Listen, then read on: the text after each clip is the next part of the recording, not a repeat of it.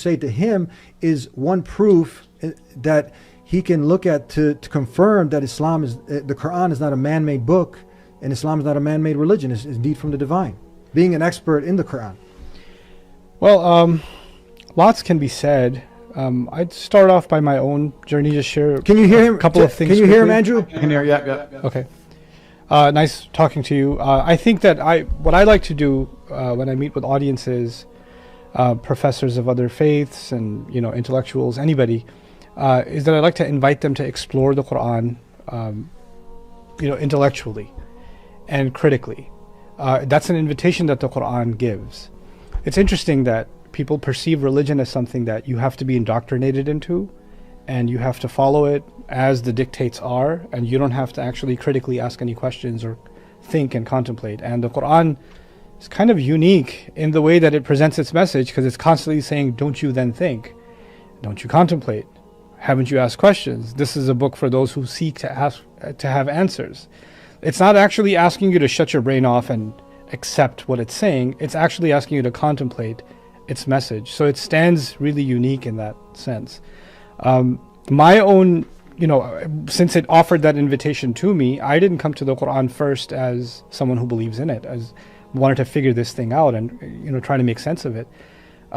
And many of the things that I struggled with in philosophy when I was a student of philosophy, they started getting unraveled as I was getting deeper and deeper in my study of the Quran. It just started kind of untying a lot of those knots.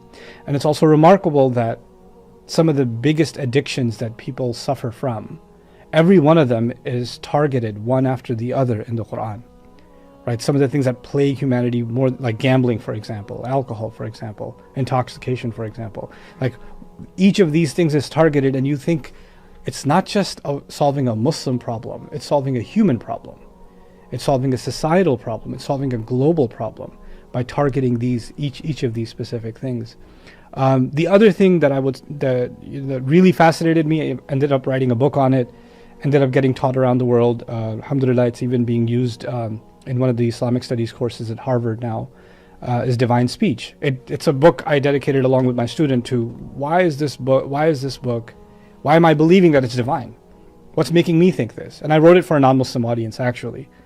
It's a little bit academic, but the point of it was there are elements to this book and the way that it's structured that if you went to the library or you got on Amazon and bought yourself a translation of the Quran, you started reading it, you think the subject is kind of going all over the place.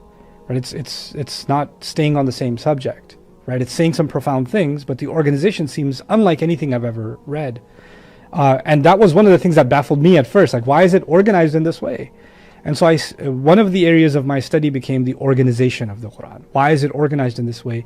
Why is God talking in this disarray? And what I discovered was something absolutely breathtaking. That it's got a symmetrical structure.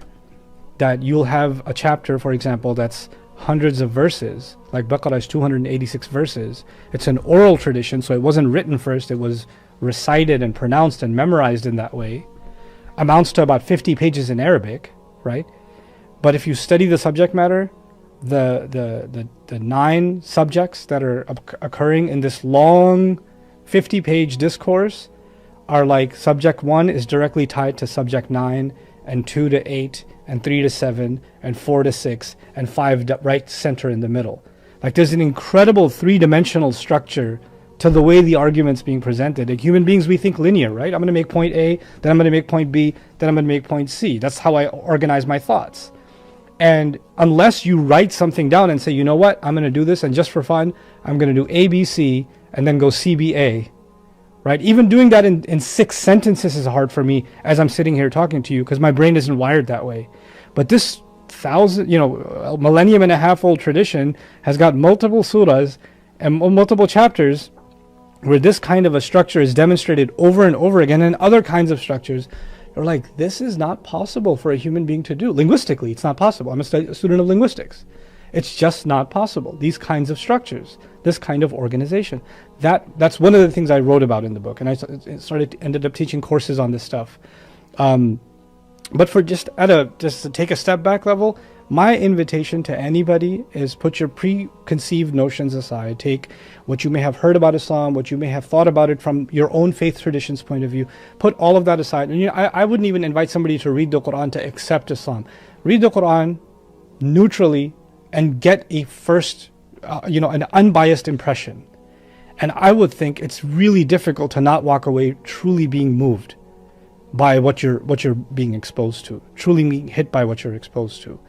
The final thing I'll say is there is a huge tragedy in the world today that even most Muslims aren't as aware of the Qur'an as they should be, right? So Muslims don't become a really good representation of the contents of the book, right?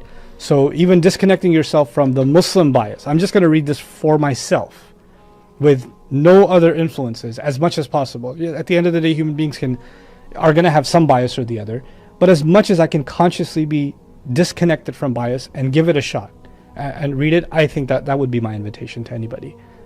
Andrew, any final question, anything you'd like to ask him while he's here? What happened was, because we got delayed with the program, next guest was coming in, so I'm with you. But this is amazing. You can look him up actually online and you'll see a ton of his videos. I'm going to read that book as well, because it was really interesting what you were saying. It was really interesting what you were saying. After the show, I'd like to send you a copy as a gift. And also, your invitation is exactly the way I would have done it anyway. I would have read it. I'm going to read it. I've yet to read the Quran, but it's certainly something I'm going to do. I'm going to read it without a preconceived notion, without a preconceived idea. And I think that's the best way to do things, because you're right. There's too much bias in the world. But from what I know, I think we just talked about for the last hour. From what I know, I have absolute respect for the religion and respect for the faith. And I've been very, very blessed to be on the show. So thank you very much for having me. I appreciate it. Thank you.